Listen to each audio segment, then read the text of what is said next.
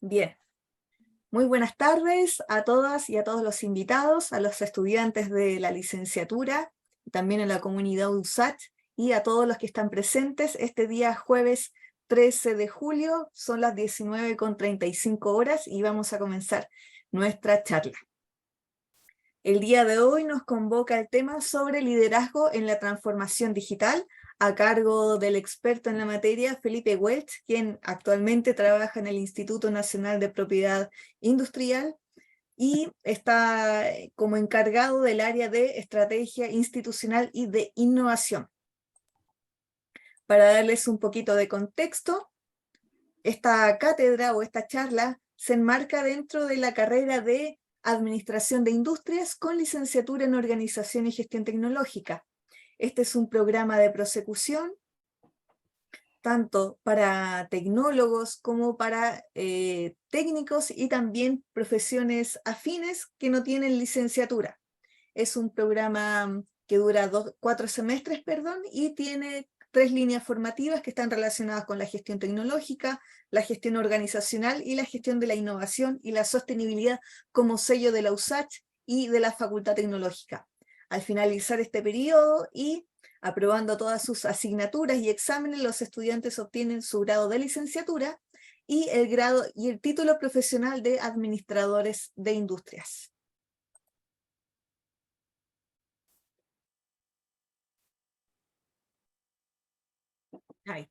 Y finalmente, este programa se inserta dentro de una línea más macro de gestión tecnológica en nuestro departamento, en donde a continuación de estos estudios los chicos también pueden optar a estudios de posgrado, por ejemplo el magíster en gestión de la innovación, o también cursos de formación continua que tenemos en la facultad. Finalmente les comentamos que están abiertas las inscripciones. Quienes quieran obtener mayor información de la carrera se pueden acercar a la página web o haciendo link en el QR para obtener mayores detalles. También nos pueden contactar a nuestros correos electrónicos. Y el otro programa que también podemos ofrecer para quienes quieran seguir desarrollándose profesionalmente está el Diplomado en Gestión de la Innovación y el Emprendimiento Tecnológico, que está organizado a modo de que los estudiantes puedan revisar cuál es el ciclo de formación de un emprendimiento, a partir de una información base. Jueves colocar a su...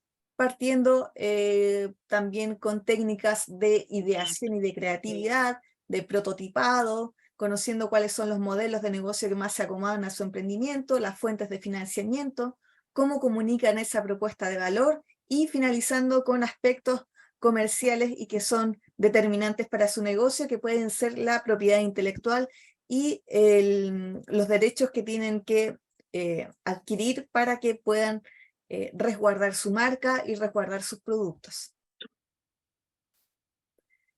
Finalmente, les vamos a presentar y vamos a dar inicio a esta charla de liderazgo en la transformación digital con Felipe Welch, de formación inicial, ingeniero comercial de la Pontificia Universidad Católica de Chile, tiene un MBA en la Universidad Alberto Hurtado y varios diplomas a su haber, entre ellos el de transformación digital. Recordarles que esta charla está dentro del marco de la asignatura de liderazgo y negociación en organizaciones tecnológicas a cargo del docente Cristóbal Adedrapo, que también está en esta charla y nos va a ayudar con las preguntas, con los tips e incentivarlos para que sigan conociendo a fondo la transformación digital, el liderazgo y todas estas temáticas emergentes e importantes para el desarrollo de las organizaciones y también el desarrollo de las personas.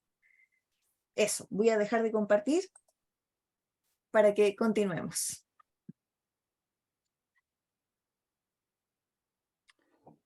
Perfecto, Natalia, muchísimas gracias. Muy buenas tardes a todas y todos. Muchas gracias por vuestra presencia.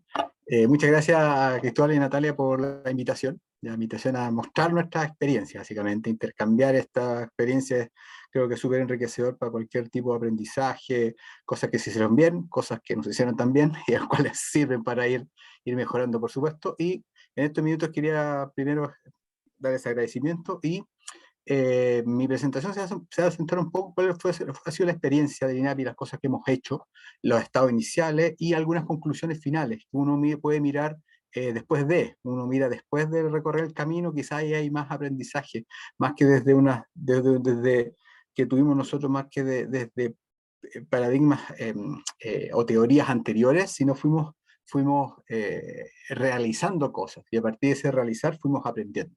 ¿Ya? El concepto de transformación digital, cuando partimos haciendo todo esto, quizás ni siquiera lo conocíamos. ¿Ya? Estamos digitalizando cosas, digitalizando documentos para que no se los perdieran. Entonces, de ese un proceso evolutivo de hacer cosas, también fue un proceso evolutivo de ir entendiendo de qué se trata. Así que, si ustedes me permiten, voy a compartir la presentación con la pregunta de rigor, si es que se aprecia, ¿cierto? Se ve, sí, se Sí. ve, me parece. Sí, muchas Sí, gracias. muy bien. Es súper. Gracias. Gracias Natalia por los expertos, no me considero tal, solamente que tengo experiencia, ¿no? No han pasado cosas.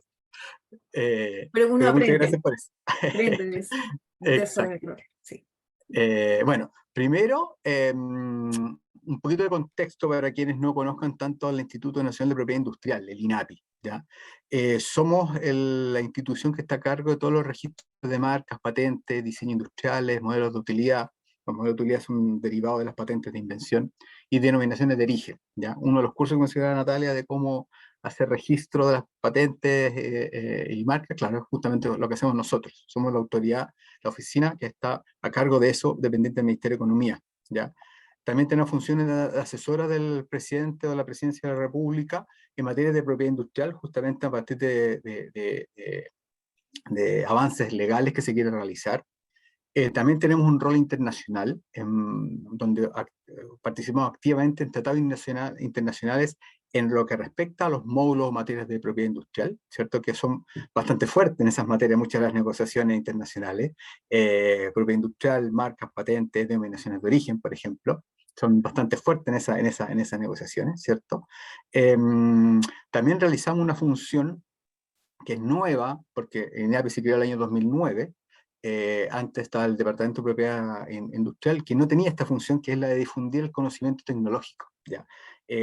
Fortalecer a partir de la información que existe de las patentes, esa información tecnológica, difundirla, porque a partir de ella se pueden ir creando nuevas cosas. ¿Ya? Es un poco también parte de nuestra visión, realizar esa función de difusión de ese conocimiento para que sea utilizado. ¿Ya? La patente en sí no es tan solo para ser explotada, utilizada, sino también sirve para crear nuevas cosas. ¿Ya? Y por eso es parte que esa información debe ser difundida dentro de los espacios legales que se tienen para eso, porque hay periodos en el cual la patente es reservada, ¿cierto? Pero sí, una vez que se publica, la idea es difundir ese conocimiento para que ayude a crear más conocimiento. Y eso es parte de nuestras funciones también. Y finalmente, una de nuestras principales funciones es actuar como un tribunal de primera instancia ante juicios de oposición a nulidad. Vale decir, dentro de los procesos de marcas y patentes hay terceras personas o terceras partes que se pueden oponer a una solicitud de marca o una patente, y nosotros entramos a ser tribunal ante ese juicio que se establezca. Esas son las principales funciones que tiene el instituto, ¿cierto? La principal en cuanto a tiempo, volúmenes de tramitación, es la primera, el registro, ¿ya? De marcas y patentes, marcas en particular, y es un poco a lo que nosotros nos dedicamos en general. ¿Cómo lo hacemos? Nosotros tenemos entre estos trámites, marca, patente, modelos de utilidad, alrededor de 90.000 trámites al año, ¿ya? En general, en marcas, el 80% viene de nacionales, de personas residentes en Chile, alrededor de 40.000 solicitudes de marca son de chilenos, ¿ya? Caso contrario, en el caso de patentes, que donde el 80%, 85% vienen desde el extranjero, ¿ya? Ahí hay un tema país que tenemos que seguir fortaleciendo, ¿sí? Somos 184 funcionarios, ¿ya? Tenemos 5 cargos de alta dirección pública. La directora nacional, la dirección nacional es un cargo de alta dirección pública y 4 cargos más. Un presupuesto de alrededor de 11 millones de dólares anuales y una recaudación a partir de las tasas que se obtienen a partir de la solicitud de marca y patente de alrededor de 21.000 millones de dólares, que no forman parte de nuestro presupuesto, sino van al Tesoro Público. Nosotros tenemos solamente oficina en Santiago, ¿ya? Donde en la actualidad el 52% de la dotación está en un programa de teletrabajo que se inició el año 2017. Previo a pandemia hicimos un piloto de teletrabajo en el cual el 10% de la dotación, 170 personas en ese entonces, fueron los primeros teletrabajadores del Estado, por así decirlo. Eso a modo general de qué se trata la institución. ¿Cómo partimos en materia de transformación digital? Teníamos brechas, teníamos aspectos importantes de mejorar. Primero, en lo que es nuestra atención usuario, teníamos trámites predominantemente presenciales, ¿ya? En una sola oficina, las personas, por lo tanto, de regiones tenían que o venir o contratar representantes acá en Santiago, abogados, lo cual encarece más el proceso, ¿cierto? En atención a usuarios, básicamente teníamos tiempo de espera hasta 40 minutos en una oficina encerrado, es básicamente una oficina pequeña, básicamente algo muy demoroso, ¿cierto? La mayor consulta eran presenciales porque no teníamos servicios ya de consulta digital, teníamos una sola central telefónica que no era una central, era un teléfono, básicamente, y por lo tanto teníamos funcionarios altamente sobredemandados, ¿ya?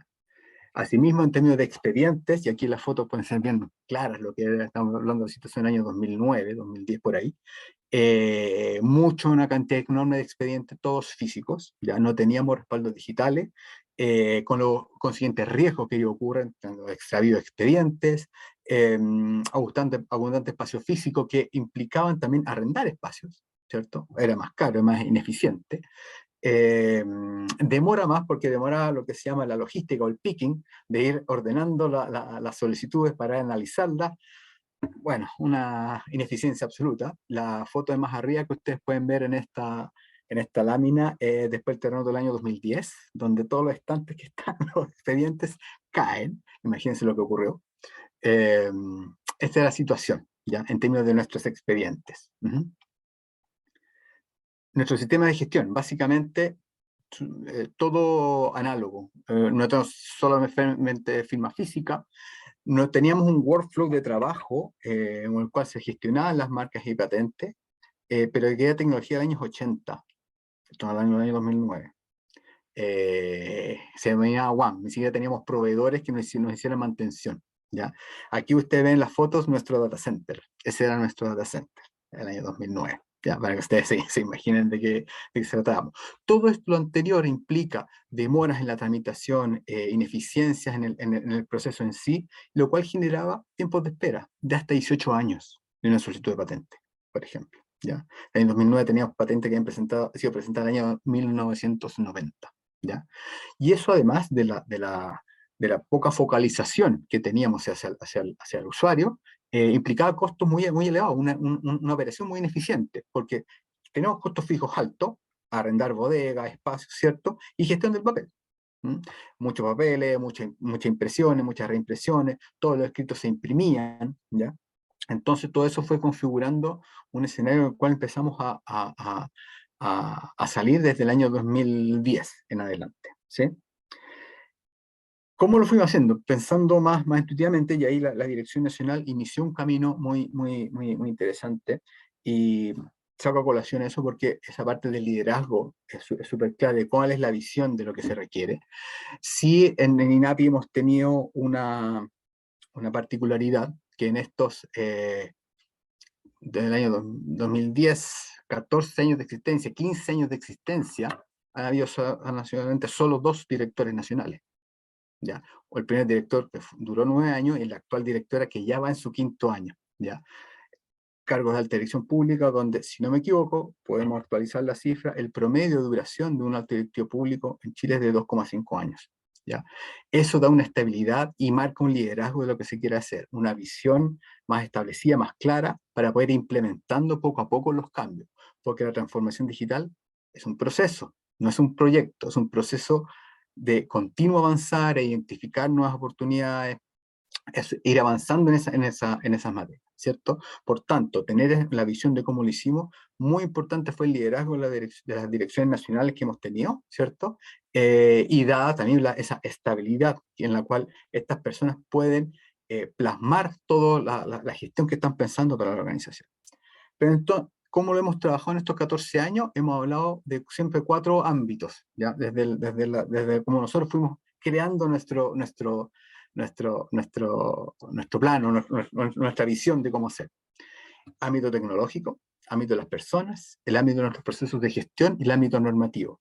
Ya damos cuenta de que la transformación digital no es solo tecnología, no es solo buscar soluciones tecnológicas. Pasa por liderazgo, pasa por estrategia, pasa por procesos, pasa por cultura. Vamos a revisarlo al final de la exposición. Voy a dejar lo que es tecnología para el final, ¿ya? Primero me voy a centrar en lo que son los procesos de gestión. ¿Cómo hacemos las cosas? ¿Ya?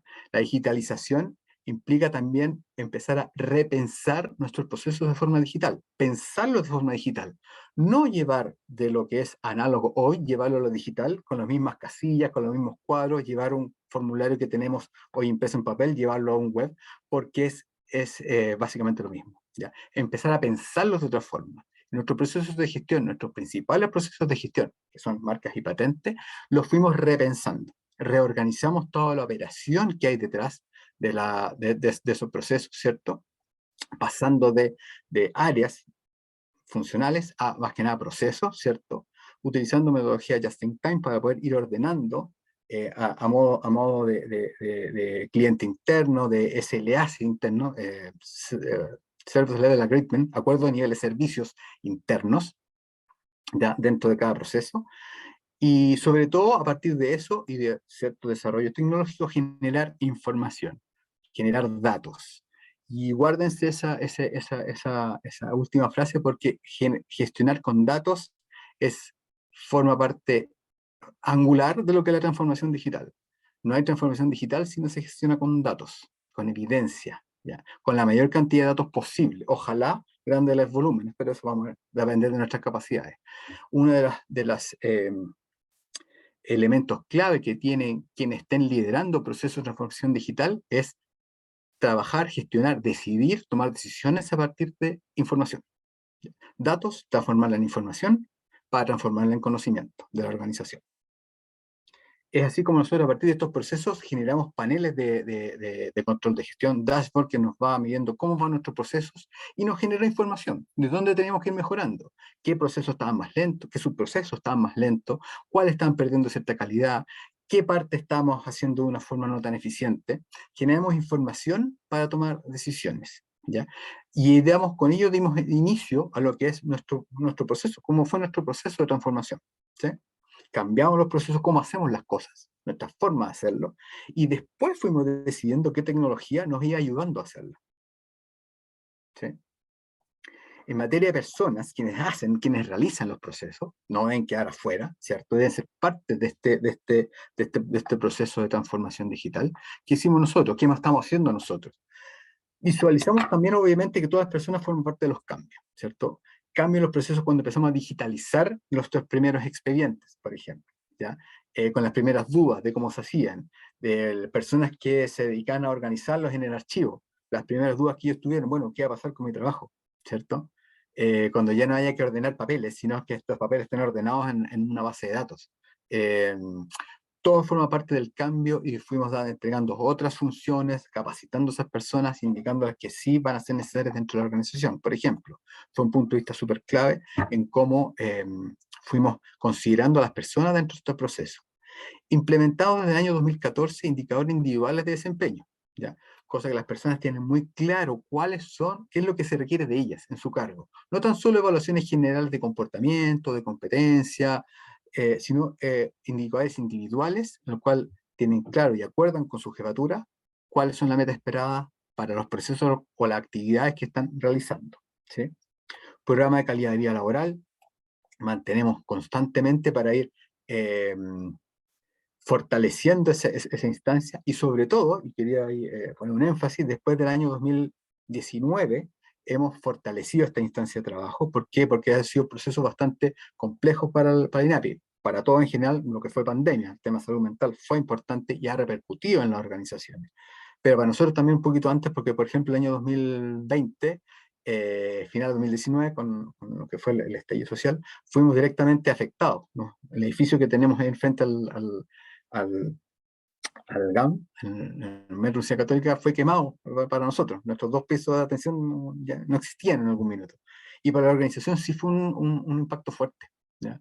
Y por lo tanto, cómo vamos mejorando, haciendo ese reencantamiento, remotivación de personas que estaban afectadas mentalmente por lo que estaba pasando y nos pasó directamente, fue un trabajo súper importante que sin ello todos los procesos de transformación más técnicos, más duros, hubiesen sido bastante, o hubiesen sido mucho más difíciles al menos. Y otro elemento importante que realizamos a partir, para las personas en sí, y en este caso para considerando lo que es la conciliación de la vida laboral familiar, es teletrabajo. Teletrabajo partimos en el año 2017 con un piloto con 10 personas, perdón, 10% de la dotación, 17 personas del INAPI. Tuvimos que hacer harto movimiento ahí, harta capacidad de convencer, alta capacidad de legitimar lo que estamos pensando. Y hay un proceso y hay elementos de liderazgo también en eso. Desde ir desde la Contraloría General de la República a preguntar cómo podemos hacerlo, pasar por ello, pasar por el Ministerio de Hacienda hasta llegar al Congreso para cambiar alguna ley, ¿ya? O para generar en este caso alguna ley que nos permitiera que ese 10% de la dotación de INAPI no marcara asistencia para poder realizar ese piloto, ¿cierto? Realizamos eso y de ahí saco también a colación lo que fue ese liderazgo, porque ¿qué tuvimos que hacer? Tuvimos que convencer a todos estos actores que estaba mencionando antes, también legitimar el proceso, ¿vale? Sí, tuvimos que ser muy serios en cuanto a mediciones de productividad, mediciones de conciliación, para ir aprendiendo poco a poco, ¿sí? Y tales, el resultado es que, como decía, hoy día el 52% de la dotación de INAPI teletrabaja, y se ha expandido a, si no me equivoco, 30 y tantos servicios públicos que en diferentes estados de desarrollo, ¿ya? Se ha ampliado lo que es el teletrabajo. Uh-huh. En materia normativa también tuvimos que hacer actualizaciones, hemos realizado actualizaciones y estas han sido los últimos años, ¿ya? En cuanto a cómo vamos modernizando nuestro marco legal que permita modernizar nuestros procesos, que permita desarrollar nuevos servicios, ¿sí?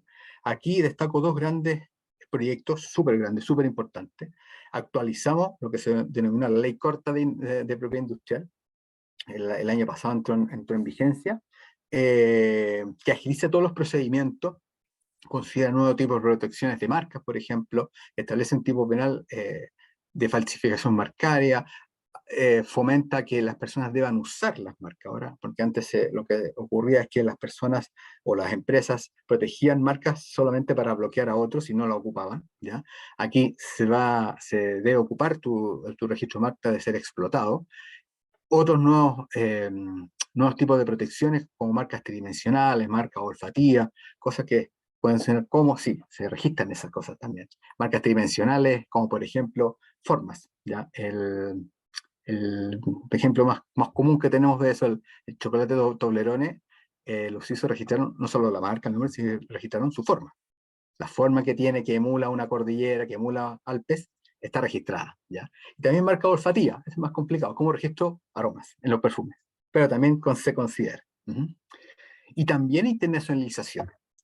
Desde el año 2009 ya pertenecemos a lo que es PCT, Internación de las Patentes, presentación a nivel internacional de las patentes, y desde el año pasado entramos en operación del Protocolo de Madrid, que es el Registro Internacional de Marcas. Esto facilita que las personas que quieran registrar en diversos países, chilenos por ejemplo, que quieran registrar en diversos países, que antes tenían que ir uno a uno, con los costos y demora que eso implica, ahora pueden hacer una presentación a nivel internacional, lo que facilita mucho más la internacionalización de las marcas y a la vez, chilenas, y a la vez facilita que marcas o empresas que quieran operar en Chile, que quieran invertir en Chile, facilita su registro en Chile también. Es de doble sentido, ¿cierto? Tiene doble dirección. Y finalmente, ideología, lo que es la tecnología por el final con algún sentido, ¿ya? El sentido de que la transformación digital no es solo pensar tecnología, sino es pensar objetivos que quiero plantear o problemas a solucionar, un poco como los veíamos inicialmente de los stock, de los expedientes, ¿cierto? En cuanto a procesos, cómo hago las cosas, y de ahí voy recién pensando qué tecnología es la que necesito, ¿ya? No es solamente tener un listado de ciertas compras tecnológicas, sino la tecnología debe ser un medio. para algo estoy haciendo esto, ¿cierto? Para algo estoy adquiriendo esta tecnología, para mejorar un proceso, para mejorar un nuevo o generar un nuevo servicio, perdón. Y lo que hicimos nosotros es en general lo siguiente, en materia tecnológica. Digitalizamos nuestros expedientes de marca y patente, no sin errores previos, ¿ya? Al principio digitalizamos todo y nos quedaron puros PDF, pero era lo mismo, no pudimos trabajarlo. Después hicimos un proceso OCR, vale decir que en la digitalización también se leen los caracteres que tiene ese PDF y por lo tanto son identificables, son buscables, ¿cierto? Y por lo tanto se puede gestionar más con ese documento digital. Y nos integramos directamente con nuestros principales usuarios. Muchos de los solicitantes de marca y patentes vienen con representantes, a veces se concentran en grandes estudios. ¿Qué hicimos nosotros? Nos integramos para facilitar la presentación. Nuestros sistemas están integrados. Ellos en sus sistemas ingresan una solicitud e inmediatamente ya sea por presentar en la INAPI, ¿ya? Para tener una fluidez mucho mayor y seguridad de que toda la información está, no hay costo de pérdida en el camino, por así decirlo, ¿sí? Tenemos el 100% de nuestros trámites son digitales, ¿ya? Toda la tramitación se hace digital desde el año 2013. Creo que facilita, lo que conversaba al principio, al tener solo oficina en Santiago, facilita la presentación, por ejemplo, de solicitud de marca y patentes desde regiones, ¿sí? Firma electrónica avanzada, todos nuestros documentos hoy se firman electrónicamente. Nosotros desde el año 2022 ya no tenemos un presupuesto para compras de resma, no existe, ya es mínimo, ya para ciertas cosas que hay que imprimir muy puntualmente, ¿cierto? Tampoco tenemos presupuesto que antes teníamos que mandar para nuestras notificaciones, carta certificada. Desde este año ese presupuesto es cero, no existe ese ítem, ya no se hace todo, esas notificaciones y avisos se hace vía las plataformas, y generamos todo un sistema workflow de trabajo, ya que nos permite obtener toda la información, todo el track de nuestro proceso, poder informar al usuario en qué etapa está. Ese es el sistema que se llama IPAS, que es es para propiedad intelectual, ¿cierto? Provisto por la Organización Mundial de Propiedad Intelectual, por lo cual tuvimos que gestionar, ya porque un workflow de estas magnitudes en el mercado es costoso, bastante caro, ¿cierto? Todos estos son los principales elementos que nosotros trabajamos en materia tecnológica, vale decir, seguridad de nuestros datos para facilitar nuestro track, nuestra gestión, digitalización e IPAS, ¿cierto? Integrarnos con nuestros usuarios, ofrecerles todos los trámites digitales para expandir nuestra capacidad a usuarios fuera de la región metropolitana, básicamente, ¿cierto? Y en procesos internos también digitalizamos para evitarnos y hacer más rápido todos los trámites administrativos que como institución pública debemos realizar, ¿sí? Eso son aproximadamente en una rápida revisión cuáles fueron nuestros principales avances en materia de transformación digital. Hoy día en lo que estamos trabajando, ya estamos desarrollando proyectos con ciencia, a partir de lo que es Data Science, ¿cierto? Utilizando toda la información que hemos generado en estos años, toda la data que hemos procesado, ordenado, y ahora somos capaces de ir generando en conjunto con otros también. Eso es súper importante, lo voy a fortalecer al final de la presentación.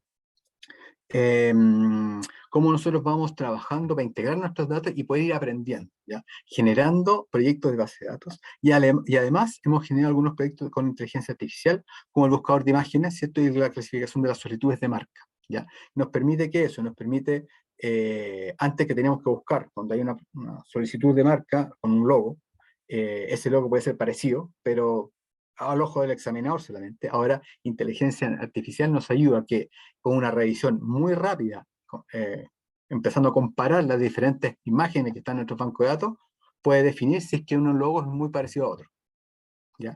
Y por otro lado, ayuda a las clasificaciones de las solicitudes, vale decir, según los textos que el usuario vaya ingresado, cuál es la clasificación de alguna clase que haya sido seleccionada para marca. La clasificación de marcas es igual como el clasificador de NISA, que se llama para marcas, que es internacional, es como clasificar dentro de impuesto interno con una actividad económica.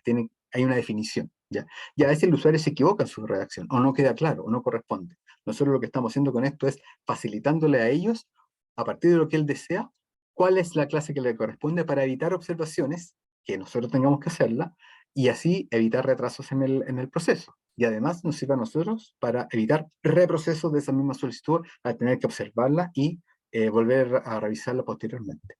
Son los líneas que estamos llevando a partir de los últimos 2 o 3 años, básicamente, con el cual hemos estado, seguimos avanzando en esto de nuestra transformación digital.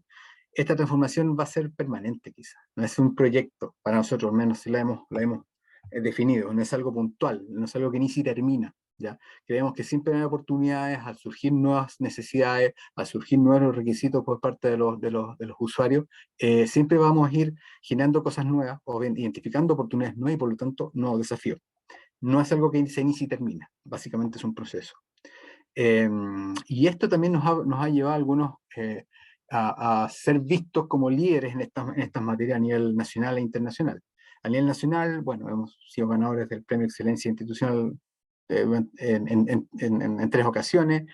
Siempre estamos haciendo mediciones de lo que es nuestro índice de innovación pública. Tenemos un compromiso ahí con la innovación que nos ha entregado el índice de innovación pública, el GovLab en este caso, el laboratorio de gobierno, como que estamos constantemente buscando nuevas cosas, buscando innovación, y a nivel internacional sí hemos sido reconocidos por la revista Walmart Training Review, siempre estamos dentro de las primeras 5 o 6 oficinas más innovadoras, ¿ya? Una misión que se hace anual, y Chile está en los últimos 5 años siempre dentro de las 5 o 6 oficinas más innovadoras, como ustedes pueden ver, en general con oficinas de PI bastante importantes, ¿cierto? La Unión Europea, Corea, Singapur, que son a nivel de innovación las más importantes, por así decirlo. Como a modo de ir concluyendo esta experiencia que hemos llevado, creo que lo que es transformación digital, como conclusión, creo que lo importante es verlo como algo más, tener una visión integral, ¿ya? No es solo tecnología, no es un listado de software o herramientas que requiere comprar. Primero pasa por un liderazgo, vale decir, un alto convencimiento de la dirección que queremos avanzar en esa materia, que ya a esta altura para muchas organizaciones privadas y también públicas es un deber, ya no es un deseable la transformación digital, ¿ya? Sí debemos considerar todo nuestro tipo de usuarios, debemos considerar las brechas digitales que puedan tener nuestros usuarios, por supuesto, de accesibilidad o brecha digital puramente de uso, pero sí debemos hacer ese proceso de transformación. El liderazgo se plasma también motivando, promoviendo, coordinando estas materias, destinando recursos, personas, ¿ya? Y eso en cuanto a personas, eh, quienes lideran dentro de la organización, ¿ya? No tiene por qué ser el coordinador de transformación digital, necesariamente el subdirector o el jefe de TIC, ¿ya? De forma más amplia incluso. Conformar equipos multidisciplinarios forma parte de ese liderazgo. Ese liderazgo también debe plamarse por una estrategia. ¿Qué vamos a hacer? ¿Ya? ¿Cuál es nuestro plan? ¿Cuáles son las principales oportunidades? A partir de la satisfacción o la experiencia de nuestros clientes, de nuestros usuarios, ¿ya? Es parte importante de ese liderazgo mantener y focalizarse en la experiencia de los usuarios, del servicio público, de los clientes a nivel de las empresas, y ver desde ahí oportunidades a partir de la mejora en la experiencia que tienen con nosotros. Internamente debemos generar una cultura digital, promoviendo talento, desarrollando nuevas habilidades que quizás al principio no las tenemos. Al principio quizás no tenemos esta habilidad, tenemos que pensar cuáles son. Y esas habilidades pasan también por ser súper flexibles, súper ágiles, capacidad de trabajar con otros. Y no solo otras personas, otras instituciones, ¿ya? En el mundo empresarial, ellos trabajan, los que han avanzado mucho en transformación digital, incluso colaboran con sus competidores, ¿ya? ¿No? Como sus proveedores, con las personas que trabajan, con sus clientes, incluso colaboran con sus competidores, porque entienden que la lógica antigua de la cadena de valor de Porter es diferente, ya no es yo tengo mis ventajas, la ventaja es estar en una red de colaboración, de empresas que se apoyan, que brindan otros servicios, que nos apoyamos en los servicios, nos complementamos en los espacios o en las plataformas de difusión o de comercialización, y esa es la clave en la transformación digital, ¿ya? Y esa parte de una cultura que tenemos que adquirir, primero como quizás líderes, y dentro de nuestra organización debe estar esa cultura de colaboración con otros, ¿cierto? Para recién ahí pensar qué procesos digitales vamos a llevar. para finalmente decidir qué tecnologías son necesarias para realizar todo esto. ¿Ya? Eso es un poco lo que quería destacar con este gráfico, porque en sí, cuando pensamos tecnología, no es, perdón, transformación digital, no es pensar qué tecnología necesito o qué tecnologías hay. Eso lo pienso, es necesario, pero eso debo pensar al final. Debo pensar qué quiero hacer, cómo lo voy a hacer, qué quiero cambiar, para finalmente elegir la tecnología. ¿Ya? Eso es un proceso que nosotros fuimos aprendiendo en el camino, ahora miramos para atrás y lo miramos así, por supuesto, pero es súper importante a modo de también mostrar, quizás como una pequeña y humilde conclusión, de que la transformación digital debe ser vista de forma súper integral. ¿Ya? No tan solo tecnológica, no es solo técnica, ¿ya? Requiere muchos cambios anteriores, ¿cierto? Visiones, habilidades, talentos dentro de la organización, ¿sí? Y al ser cambio, requiere justamente que quienes estén liderando o el equipo que estén liderando tengan siempre dos miradas. ¿Ya? Mirada de resultados, si queremos cambiar cosas, queremos aumentar ventas, queremos mejorar el posicionamiento en el mercado, si queremos tener resultados, pero también tenemos que ir legitimando estos cambios. ¿Ya? Eso nos pasa también en los servicios públicos, donde lo público, lo político, la deliberación con otros es clave también. ¿Ya? Son dos espacios que van marcando y van definiendo cómo vamos liderando estos procesos, ¿ya?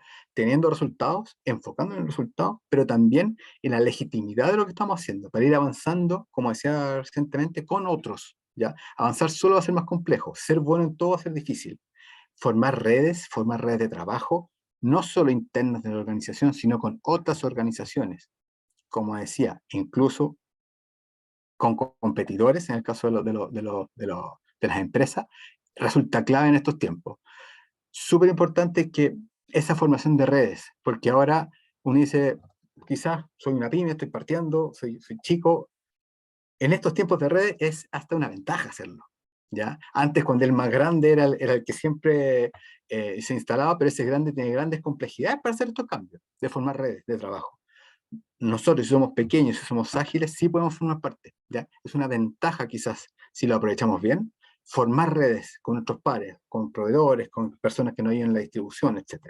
Y es un poco lo que quería transmitirles desde este espacio, desde esta experiencia que hemos manejado como reflexión. Trabajar con otros, trabajar de forma lo más flexible posible,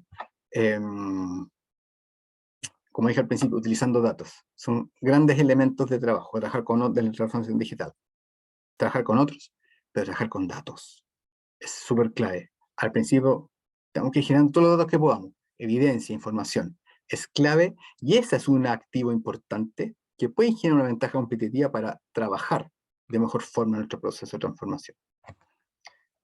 Eso es lo que quería mostrarles, eso es lo que quería compartir con ustedes. Bueno, muchas gracias por su atención. Quedo atento a consultas, preguntas. Recibí algunas preguntas que me mandó Natalia durante la tarde que ustedes dejaron en su inscripción. Traté de irlas contestando algunas en mi relato. Si no fue así, me lo indican nomás, no hay ningún problema. Total tiempo, yo creo que nos quedan algunos minutos, así que eso. Muchas gracias por la escucha también. Gracias, Espero que Felipe. haya sido algo de utilidad. Gracias, Felipe, por la presentación, muy clara. Cristóbal, ¿te gustaría comentar algo de las preguntas que hicieron nuestros asistentes? También Sí, dejamos el micrófono abierto para todos los que quieran aprovechar esta instancia de preguntarle a Felipe aquí en vivo y en directo dudas sobre el proceso de transformación digital, el liderazgo, etc. sí, no, por mi parte, solo poder como agradecer a Felipe y conectar quizás con algunas ideas que nosotros tratamos en el curso.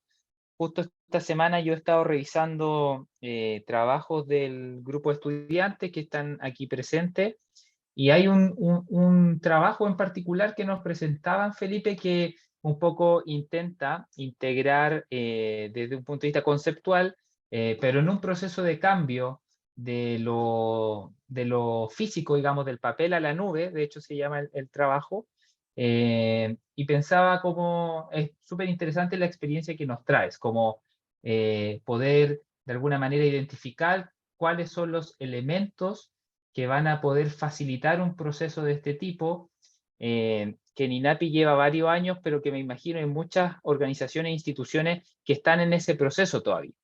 Entonces, de ahí cómo poder, lo pienso desde el punto de vista del curso y de los estudiantes del curso, poder adquirir y desarrollar estas habilidades que tienen relación con liderazgo, con la gestión del cambio, para poder hacer estas transformaciones digitales o transformaciones tecnológicas, incorporar nuevas tecnologías, como ahí hay un campo abierto.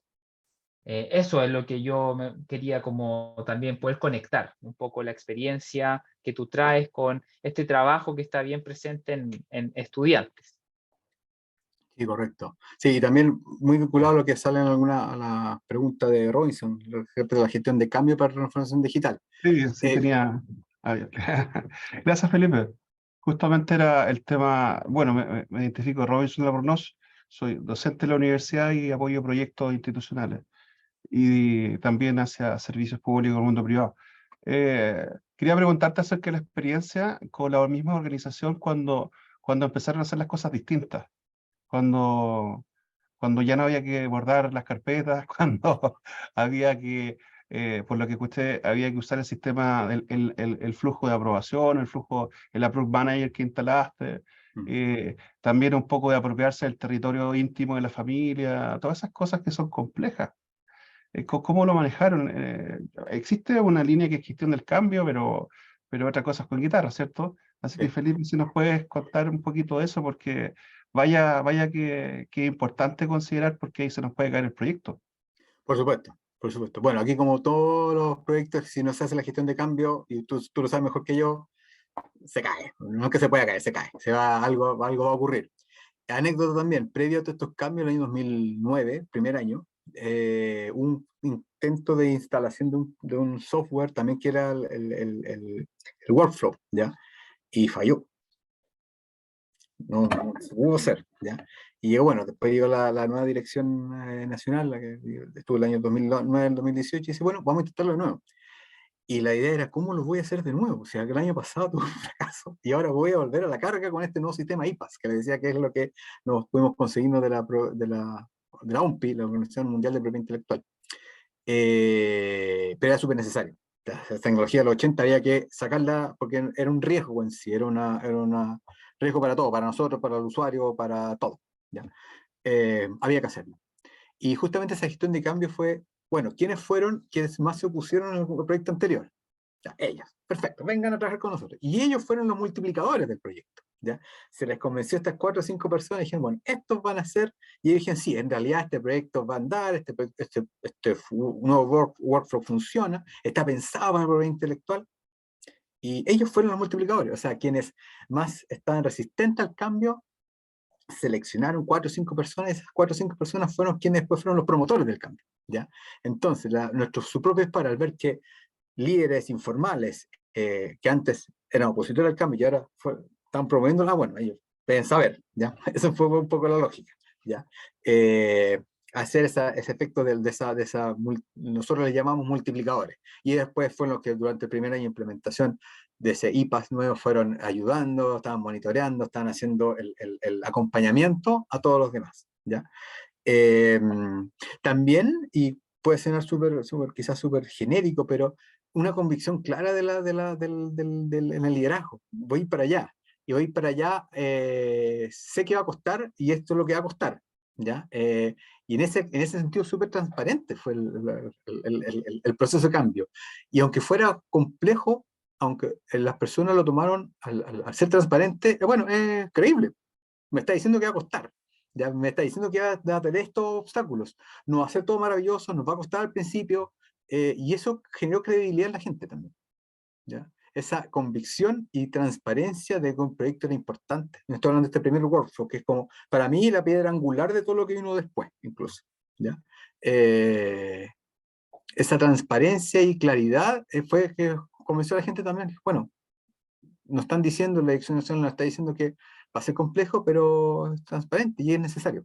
Entonces ganó credibilidad, un poco lo que mencionaba respecto a la legitimidad de lo que estamos haciendo. ¿Ya? Eso, y en materia de teletrabajo también. dado que lo mencionaste, o interpreté que tú mencionaste eso respecto a meternos ya en la casa de las personas. Con el otro jefe.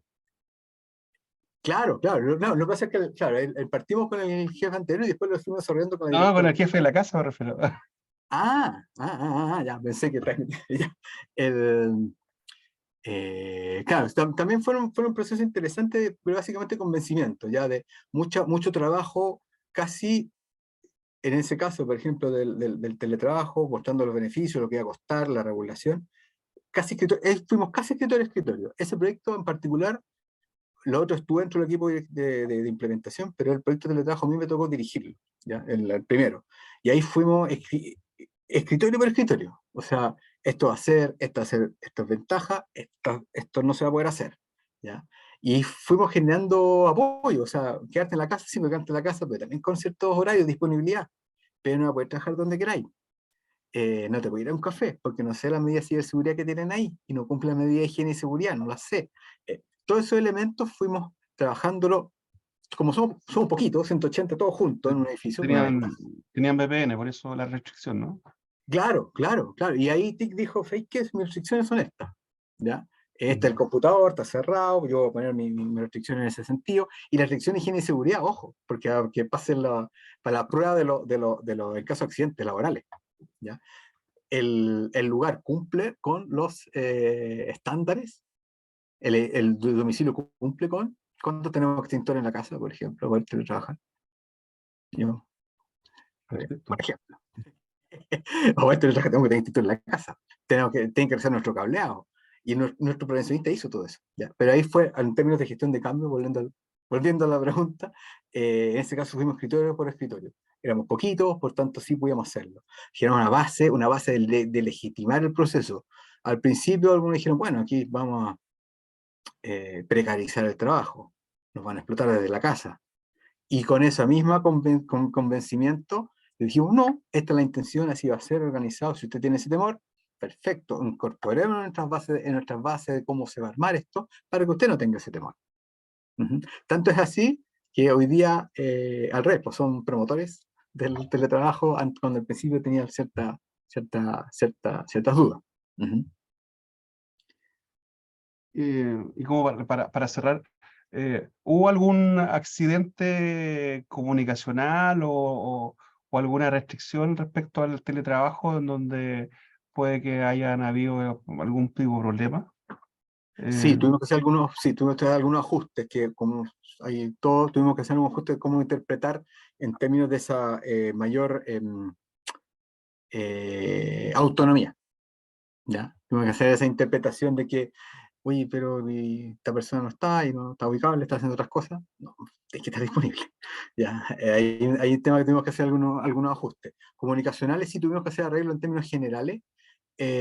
Claro, porque también, lamentablemente, y lo digo lamentablemente porque trabajamos harto, al principio del teletrabajo hubo algunos reportajes o bien opiniones a nivel de medios que decía, bueno, va a ser servicio público, imagínate, que ya el posicionamiento, mucha gente dice que somos flojos y ahora iban a teletrabajar más encima. Sí.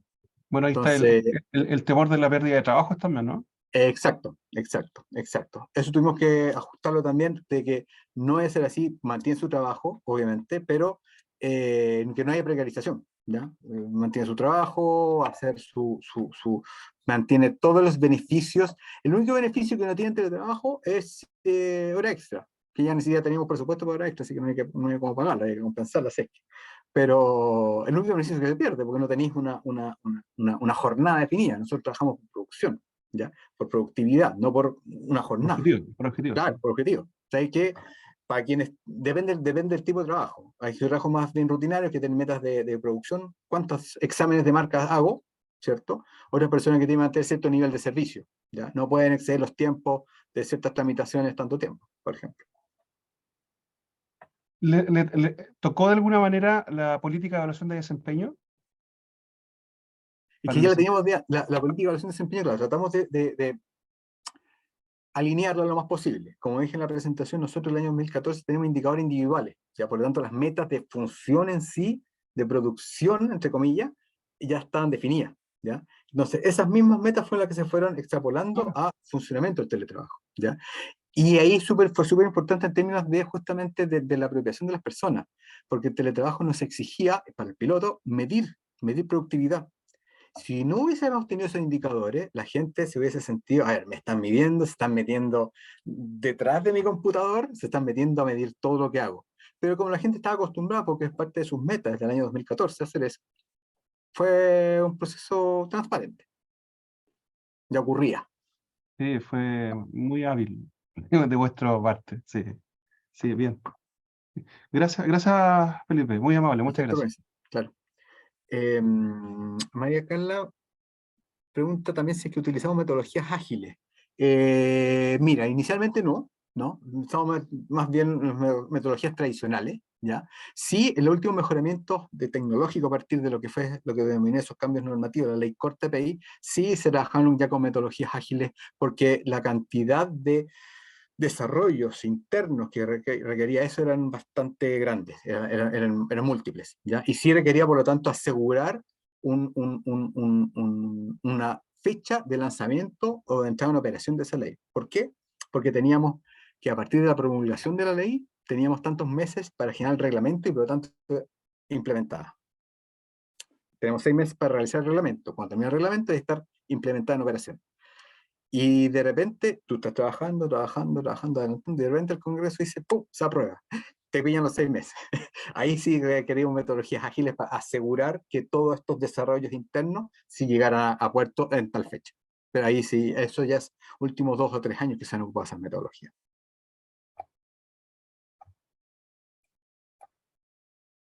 Súper bien. ¿Alguien más quiere hacer alguna pregunta a Felipe? Por acá, Enrique Bastidas. Hola, Hola, Enrique.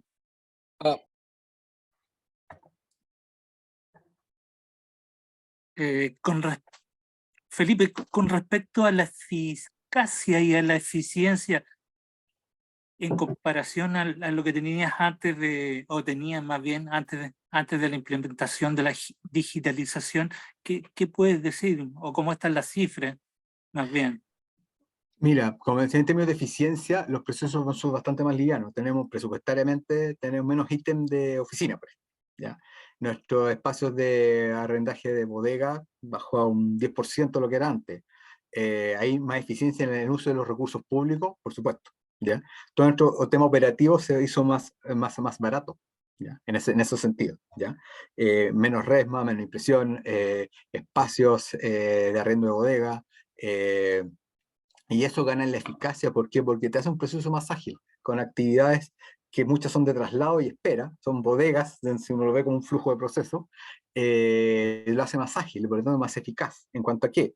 Para nosotros es súper importante la oportunidad con la cual se hacen los exámenes, ¿ya? De marca o de patente, ¿ya? Porque a partir de ahí se empiezan a validar todos los derechos, ¿cierto? Entonces, bueno, algunos pueden ser de antes, pero en general de ahí es donde la persona tiene su registro, ¿cierto?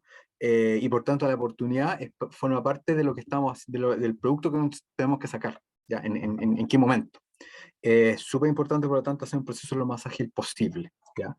Y en base a eso también, considerando que no hemos tenido en general aumentos presupuestarios importantes que permitan, por ejemplo, aumentar la capacidad, términos número de examinadores, eso nunca ocurrió, tenemos que hacer que cada uno pueda ser más productivo, ¿ya? Y por lo tanto se centre no en actividades de espera, no en actividades de recopilación de información, sino solamente en actividades de examen.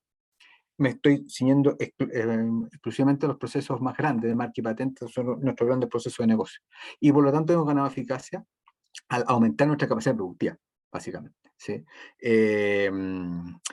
Donde al principio, como decía, teníamos tiempos de espera de hasta 18 años, antes del 2009, hoy día estamos en 2,5 años, lo cual el proceso en sí, según los tiempos legales, y que especialmente tienen los usuarios, ni siquiera tienen INAPI, es de 2 años. Por lo tanto, estamos casi en el just in time, por así decirlo, en el caso de patente.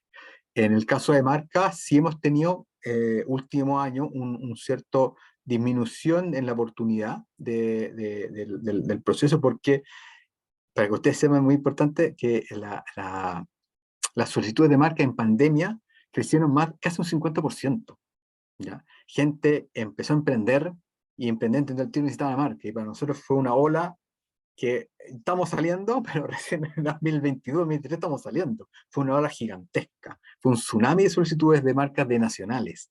Especialmente personas que quizá, es una hipótesis, que personas perdieron su empleo, por lo tanto deciden emprender, registro de marca, y creció casi un 50% de las solicitudes. Pasamos, que en el marginal fue más de 20.000 solicitudes. Con la misma capacidad productiva, sí tuvimos que hacer algunas cosas. Más que nada va por eso, nuestra capacidad productiva aumentar de poder hacer nuestra eficacia y eficiencia en el uso de los recursos, ¿ya? Que es bastante más liviano. Aumentó el ocio. Y como dicen los griegos, eso permitió pensar a las personas. También, justamente, el ocio es virtuoso, según los griegos. Claro. A propósito, muchas gracias por responder la eficacia, porque como decías tú antes, demoran hasta 18 años y hoy en día demoran 2, y tantos años en procesar una solicitud de patente. ¿Y cómo se Así es. compara a propósito de la eficiencia con la eficiencia de los demás países, los que están en punta, ¿no? Que es el ideal de compararse? Sí, obvio, sí. Sí, nosotros tenemos esa maña, por así decirlo. Siempre estamos comparando con el sistema de industrial está generado por toda la oficina y siempre se están comparando. Siempre hay comparación. Ese ranking que te mostré yo es súper valorado, que todas las oficinas esperan ver en qué están en cada año en ese ranking. Entonces siempre estamos monitoreando. En términos de tiempos, a ver, las oficinas en general no son muy propicias a dar sus tiempos. ¿Ya? Siempre hablan de rangos, ¿ya? Hablan de rango, me demoro entre tal y tal. ¿Ya? No. Estados Unidos, por ejemplo, está entre 4 años, 4,5 años, claro. Tienen volumen diametralmente distintos. Eso sí, también tienen una capacidad productiva diametralmente distinta a la nuestra, como oficina. Pero sí, claro, ellos, no sé, recién 600.000 solicitudes al año, generan 600.000 solicitudes al año, de llegar a unas 800.000 en total. Los chinos generan 2 millones, tanto solicitudes al año, ellos mismos en general. Claro, son otras capacidades. Estamos bastante bien en ese aspecto. ¿Por qué? Porque también estos rendimientos te van posicionando como oficina a nivel internacional. Y nosotros, por ejemplo, somos una de las 20 oficinas a nivel mundial que podemos hacer exámenes internacionales. ¿Ya? Solamente Brasil, por idioma portugués, y España podemos hacer exámenes internacionales. Solo Chile en Latinoamérica puede hacer exámenes a nivel. Y eso es una validación por todo el trabajo que existe antes. Uno postula eso en la OMPI, pero tiene que estar con un cierto posicionamiento y validación detrás de cómo hacen las cosas, ¿ya? En cuanto a tiempo, en cuanto a calidad del examen, porque eso es súper importante también, que el examinador sea súper capaz de poder estar Cualificado y certificado.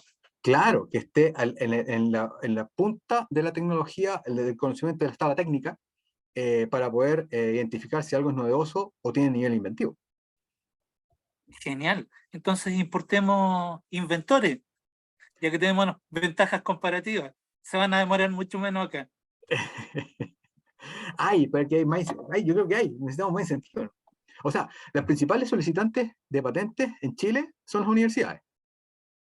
Ya Santiago Felipe, sí, perdón. sí, disculpa, es que eso se conecta harto con una pregunta que había hecho en antes un estudiante, Alan, que ahora levantó la mano.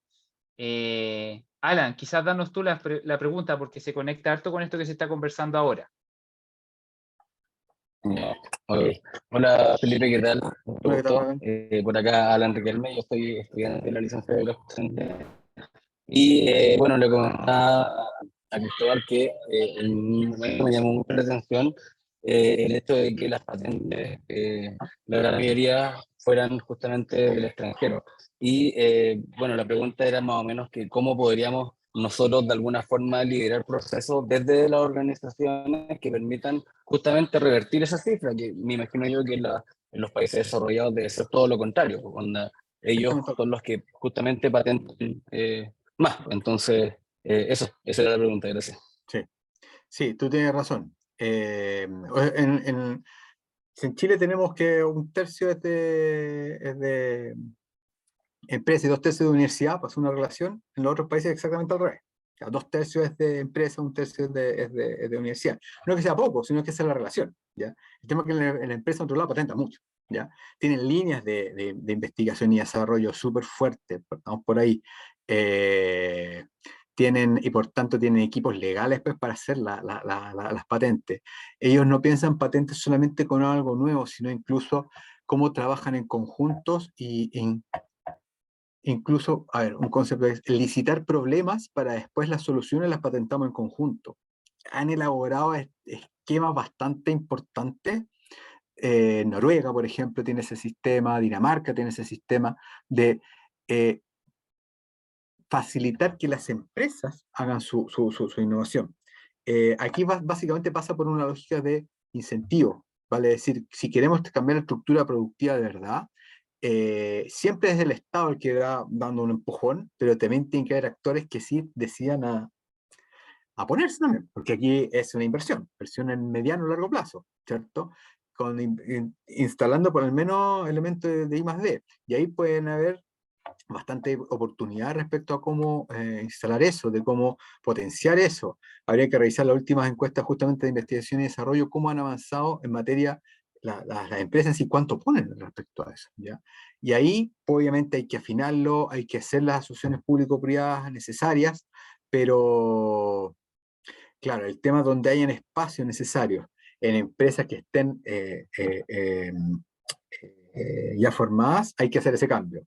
Quizás la oportunidad la tenemos con la disrupción digital, la disrupción de startups, que sí son empresas pequeñas, que pueden generar cosas, que pueden generar su patentamiento, por ejemplo, y que no necesariamente depende de grandes estructuras de empresas tradicionales, ¿ya? Y es un poco, lo llevo también a lo que estábamos conversando en transformación digital. Son estas empresas las que están, comillas, agrediendo a jugadores tradicionales, ¿ya? No sé, en los jugadores tradicionales de la organización, de las varias industrias, los grandes, los pesados, los que hacen con la gestión tradicional, pero fueron disrumpidos digitalmente.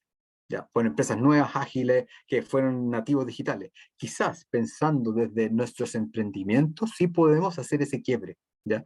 No dentro de quizás tanto de nuestras empresas más tradicionales. Es una reflexión, quizás hay otras complejidades detrás, pero yo creo que por ahí puede ir un camino, apoyar emprendimiento y desarrollo tecnológico desde los startups de las empresas que están naciendo, puede ser un camino, pero hay que tener una convicción respecto a eso. Esas empresas, es apostar por estas empresas nuevas que están haciendo. ¿Sí?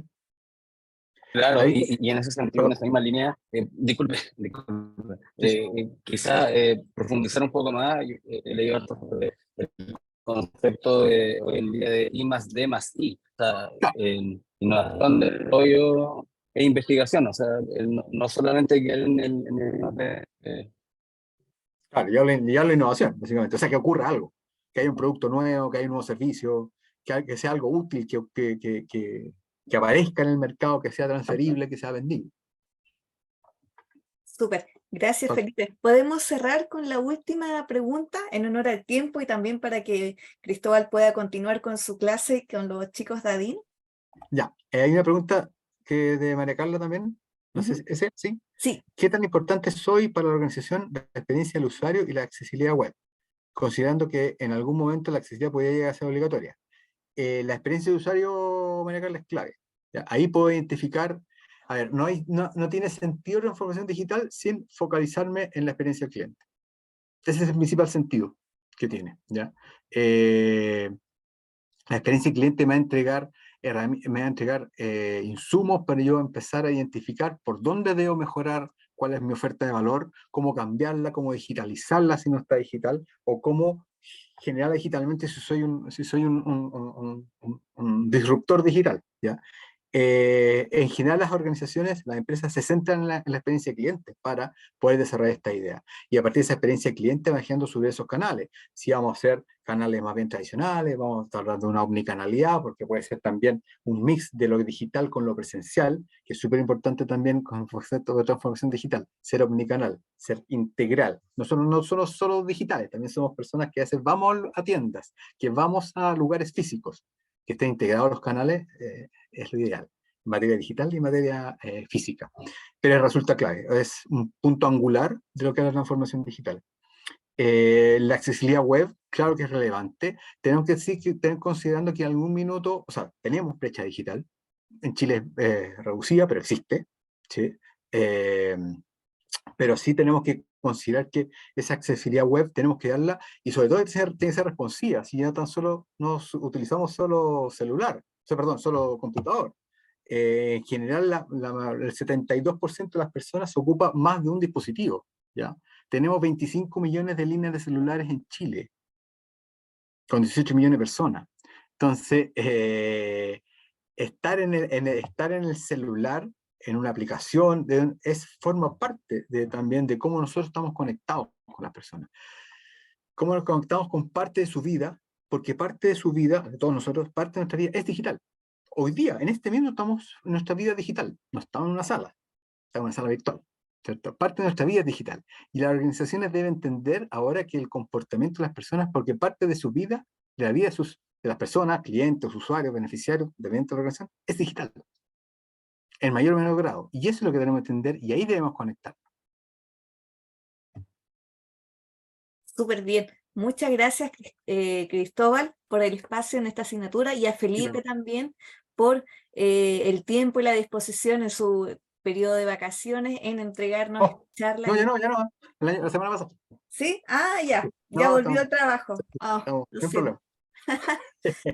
Agradecemos a todos los asistentes también, a los estudiantes de la licenciatura, y nos estamos viendo en una próxima webinar, en un próximo seminario. Vamos a disponibilizar el video y la PPT prontamente para que después lo puedan descargar, y también si tienen más preguntas con relación a la transformación digital, Felipe está súper dispuesto a responder, y Cristóbal también. Así que Muchísimas muchas gracias. gracias. Natalia. Gracias, Está mi correo muy también. amable. Sí, Muchas gracias. Gracias. Si queremos Muchas contactar. gracias Felipe. a Gracias. todos gracias y a a todos, todas. que estén bien. Buenas Que estén noches. bien. Muy buenas noches. Chao, buenas noches. Chao, Chao. chao.